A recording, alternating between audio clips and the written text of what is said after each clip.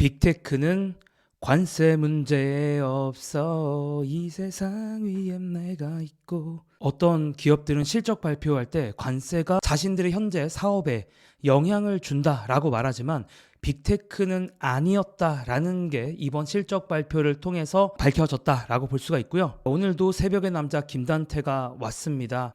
현재 나스닥 2% 넘는 상승을 하고 있고 다른 주요 주가 지수도 대부분 상승을 하고 있습니다. 분위기가 나쁘진 않아요. 물론 이제 아직은 장 초반이기 때문에 장 후반이 돼서 트럼프가 또 무슨 얘기를 하면 분위기가 수는 있겠지만 아직까지는 분위기가 상당히 좋다. 그리고 또 긍정적인 거는 이 분위기가 좋은 것 자체가 어떤 실적에 기반했다라는 거죠. 내러티브, 스토리에 기반한 것보다는 실적이 잘 나온다. 요거 자체가 되게 든든한 거 아니겠습니까? 결국은 기업이 돈을 잘 벌어야 높은 주가도 정당화가 되는 거니까요. 자, 결국에는 두 빅테크 메타와 마이크로소프트의 실적이 잘 나오면서 오늘 전체적인 시장의 분위기가 좋았는데 정말 놀라운 사실은 뭐냐면 자, 오늘만 봤을 때 거의 이제 4월 초부터 있었던 트럼프의 관세 난동으로부터 이제 주가가 어느 정도 S&P 500 기준으로는 회복을 거의 다 했다라는 게 상당히 아주 흥미로운 포인트입니다. 우리가 막 정말 처음에 폭락할 때만 해도 저도 막 헛웃음 나오고 이거 나스닥 정말 미친 거 아닌가 통증도 느끼고 막 그랬거든요. 근데 어느새 한 달이 지나고 나니까 다시 돌아왔어. 야, 이게 말이 되나? 이런 생각도 들고. 자, 오늘 뭐 실적 발표 얘기하기 전에 PMI 지수라고 해서 제조업 관련된 경기가 어떤 상황인지에 대한 설문조사를 기반으로 한 결과들인데 이제 그런 지표들이 나왔거든요. ISM에서 측정하는 PMI 지표가 나왔는데 요게 이제 예측치보다 잘 나왔습니다. 물론 이제 50보다 낮으니까 안 좋게 볼 수도 있는데 어쨌든 예측치보다는 잘 나왔기 때문에 침체에 대한 걱정이 있는 상황에서 그래도 미국의 제조업 그렇게 나쁘지는 않다라는 생각이 시장에 조금 긍정적인 분위기를 만들어 줬던 것 같고요. 다만 이제 PMI 관련된 조사를 하면서 여러 가지 이제 의견들, 현장의 의견들도 듣는데 대부분이 이제 관세와 관련된 의견이었다. 관세와 관련돼서 현장에서는 상당한 혼란을 느끼고 있었다라는 거는 여전히 걱정거리로 남아 있고요. 자, 오늘 마이크로소프트 지금 촬영 시간 기준으로 9% 상승을 하고 있는데 왜 상승을 했냐? 바로 전날 나왔던 마이크로소프트의 실적 때문이었어요. 근데 보시면 아시겠지만 마이크로소프트가 시장 예측치들을 전부 다 상회하는 실적들을 냈습니다. 그래서 매출도 그렇고 이익들도 그렇고 주당 순이익 전부 다 시장의 예측치보다 더 좋은 성과를 냈는데 자, 바로 그 중에 활용 점정이라고 할 수 있는 건 바로 마이크로소프트의 클라우드 부문 사업이었어요. 그래서 마이크로소프트가 이제 원래는 다른 본진들 마이크로소프트 365나 링크드인이나 이런 것들도 하지만 이제는 클라우드가 당당히 마이크로소프트의 매출에 큰 비중을 차지하고 있고 지금 보셔도 아시겠지만 분기 매출이 70빌리언인데 마이크로소프트 쪽 클라우드 매출이 그러니까 원래 마이크로소프트가 팔던 그 오피스라든가 윈도우라든가 이런 거의 매출과 클라우드의 매출이 크게 차이가 안 난다라는 것 자체가 마이크로소프트가 진짜 완전히 클라우드 회사로 탈바꿈했음을 알 수가 있는 건데 그럼 이제 마이크로소프트의 가장 기대가 되는 이 클라우드 사업이 성장세가 별로 안 꺾인 데다가 최근에 분기만 봤을 때는 오히려 더 성장세가 올라갔다. 물론 이거는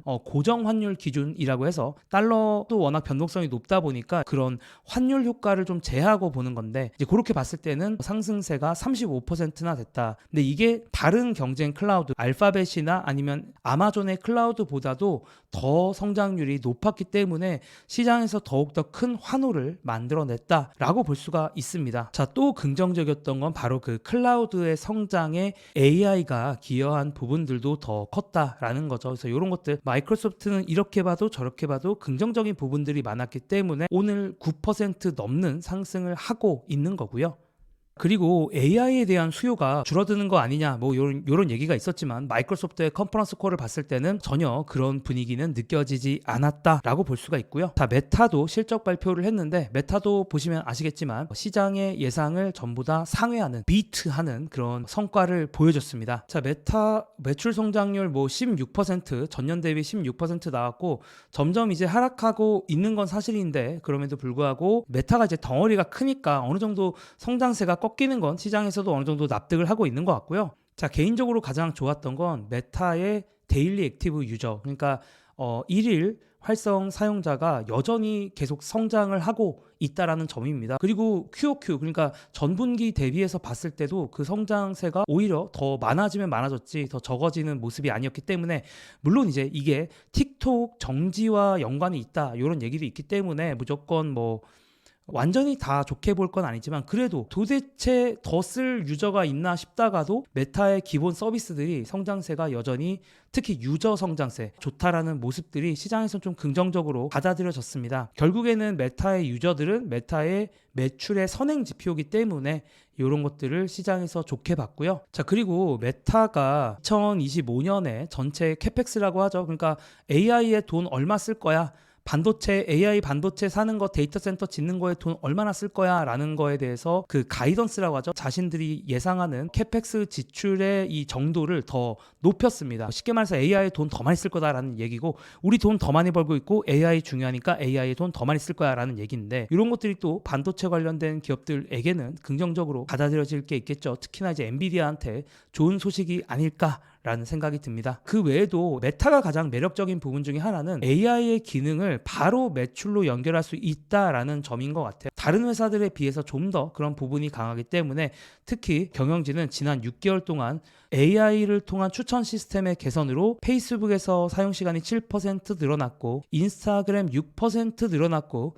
스레드에서 35% 증가했다라는 얘기를 하고 있습니다. 그리고 메타가 생각하는 어떤 AI에 대한 방향, 이런 것도 살짝 느껴졌는데, 메타는 좀 더 개인화와 음성 그리고 엔터테인먼트에 중점을 두겠다라고 얘기를 했습니다. 그래서 노는 거 신경 쓰겠다라는 거고, 또 이제 음성 대화에 대한 부분은 아무래도 메타가 스마트 글래스를 만들고 있다 보니까 이제 스마트 글래스와 커뮤니케이션 하기 위해서는 음성이 필요하겠죠. 그리고 또 경영진이 여러 가지 얘기를 했는데, 되게 긴 얘기를 했지만 결론만 봤을 때는 딱히 관세 이슈가 광고 시장에 영향을 주는 것 같지는 않다라는 얘기를 하고 있습니다. 그리고 이제 메타 같은 경우는 경매로 광고를 받고 있기 때문에, 원래 비딩했던 광고주가 사라지더라도 바로 그 밑에 또 비딩을 하던 광고에 입찰했던 광고주들이 있기 때문에 이제 크게 영향이 없다라는 얘기도 있었고, 물론 어쨌든 메타도 경기 침체에 빠지게 되는 경우에는 영향이 없다라고는 할 수 없겠으나,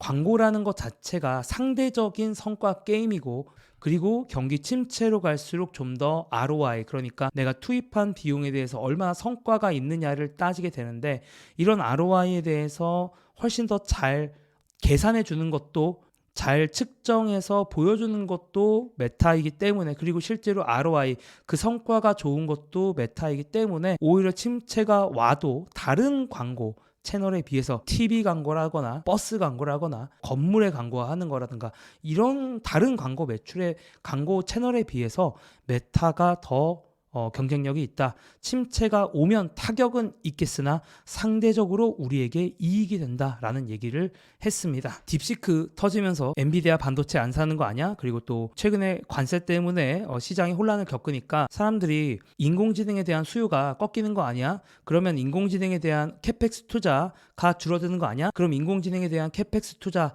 그러니까 반도체 적게 사면 엔비디아 주가 떨어지는 거 아니야? 이런 걱정들이 있었지만, 빅테크들, 구글, 마이크로소프트, 메타의 기본적인 실적 발표들의 내용들과 그들의 어떤 자본적 지출, 가이드라인 같은 걸 봤을 때는 오히려 낮추진 않았다, 오히려 높였다, 이렇게 볼 수가 있겠고요. 그러다 보니까 이제 엔비디아한테는 좀 좋은 소식이었다 라고 볼 수가 있으면서, 엔비디아가 현재 뭐 4.7% 정도 상승을 하고 있는데, 엔비디아의 상승의 또 이유 중에 하나는 이런 것도 있었어요. 그러니까 트럼프가 아랍에미레이트에 방문할 계획이 있거든요. 근데 이런 것과 관련돼서 아랍에미레이트로 향한 반도체 수출, 이 규제에 대해서 좀 완화를 할 수도 있다, 이런 기사가 나오면서 또 엔비디아가 좀 더 상승을 했다라고 합니다. 자, 이게 무슨 얘기냐면, 미국 외 국가들의 반도체를, 고성능 반도체를 수출하는 거에 대해서 상당히 규제를 하고 있습니다. 색깔을 보시면 요 파란색으로 되어 있는 곳들만 티어 1, 그러니까 아무 반도체나 다 살 수가 있고, 미국의 이제 우방이라고 할 수 있는 곳들이겠죠. 이런 곳들은 그냥 다 반도체를 주는데, 노란색이나 이제 마젠타색으로 되어 있는 곳들에게는 반도체를 좀 가려서 주거든요. 고급 반도체를 안 줍니다. 왜냐하면 이 반도체가 결국에는 중국으로 넘어갈 우려가 있기 때문에 그래요. 중국으로 넘어가면 AI 반도체는 지금 이제 국가 안보와 연관이 있는데 이게 중국으로 흘러가면 안 되니까 중국과 상대적으로 친한 국가들에 대해서는 반도체 수출을 이제 규제하고 있었는데 아랍에미레이트도 그런 국가 중에 하나였는데 그거를 좀 완화할 수도 있다라는 얘기가 나오면서 엔비디아에게 긍정적인 뉴스였다라고 볼 수가 있고요. 그래서 결론은 빅테크는 관세 문제 없어 이런 느낌이었습니다. 그러니까 많은 사람들이 이번 실적 발표 때 사실 이제 뭐 맥도날드도 그렇고 몇 개의 기업들 뭐 제너럴 모터스도 그렇고 스냅챗으로 유명한 스냅도 그렇고 관세 때문에 실적에 악영향이 있었다라고 얘기를 했지만 오늘 얘기했던 빅테크는 아니었던 걸로 메타 마이크로소프트 아닌 걸로 나오면서 시장이 오늘 좀 미소를 짓고 있다라고 정리할 수가 있겠습니다. 저는 투자와 관련된 블로그도 하고 있고 또 투자와 관련된 인스타그램도 하고 있으니까 관심 있는 분들은 고정 댓글을 통해서 확인해 주시면 되겠습니다. 감사합니다.